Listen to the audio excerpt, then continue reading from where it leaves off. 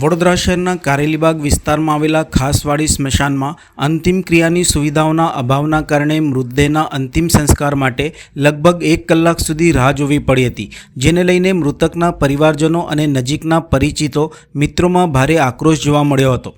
શહેરમાં લગભગ 32 સ્મશાનો કાર્યરત છે, પરંતુ માત્ર 4 સ્મશાનો ઉપર જ વધુ અંતિમ ક્રિયાઓ થતી હોય છે। તેમાં ખાસવાડી સ્મશાનનું પણ નામ આવે છે।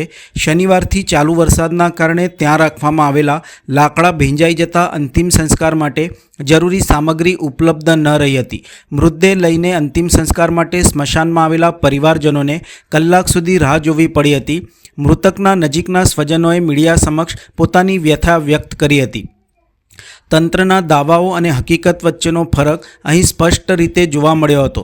મૃત્યુ પછી અંતિમ સંસ્કારની વ્યવસ્થા પણ સમયસર ન મળવી એ શહેરના તંત્ર માટે અવલોકન અને આત્મમંથન કરવાનો વિષય છે। વડોદરા મહાનગરપાલિકાના અધિકારીઓ સત્તાધીશો દ્વારા વડોદરા શહેરના સ્મશાનો જે સંસ્થાઓને આપી દીધા છે, જે બિન અનુભવી સંસ્થા છે, અને એવા જ બિન અનુભવી આપણા અધિકારીઓ પણ છે, અને એવા બિન અનુભવી આપણા સત્તાધીશો પણ છે, જેમને કોઈ અનુભવ નહીં, એમને કોઈ ઓળખતું નથી, એવા લોકોએ સંસ્થાઓને સ્મશાનની કામગીરી સોંપી દીધી છે।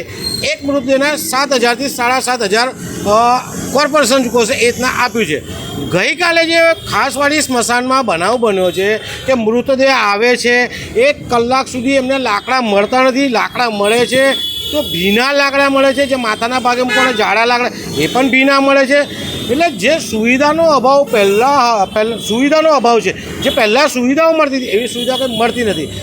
જે લોકો સંસ્થાએ કામગીરી કરવી જોઈએ એ કામગીરી હાલમાં કરી રહ્યા નથી, અને બીજી બાજુ જે અધિકારીની જવાબદારી છે, અધિકારી ત્યાં દેખાતા નથી।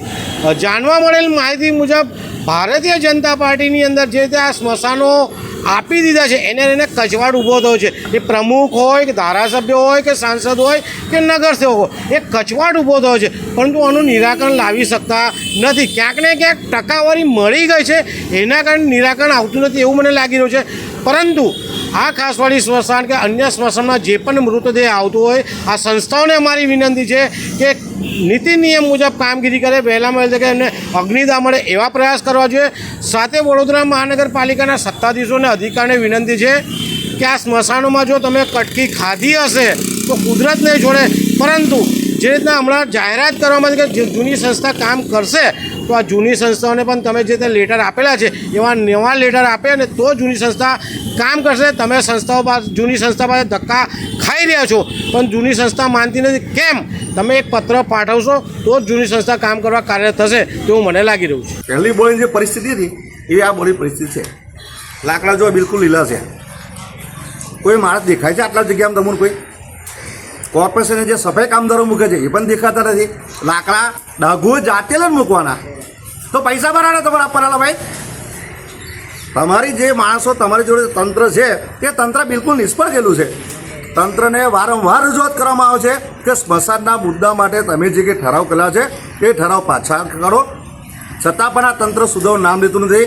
અને હવે લોકોએ પબ્લિકે જાગવું પડશે, ચેતવું પડશે, અને આ તમામ 68 જે કોર્પોરેટરની થાઠરીઓ કાઢવાના તો જ ખબર પડશે આ તંત્રને। આપણે ખબર નહીં પડવાનું વડોદરા શહેરની અંદર કેટલી હારમારી છે એ તો જુઓ। અને સ્મશાનના મુદ્દા અંગે તમે આવું કરો।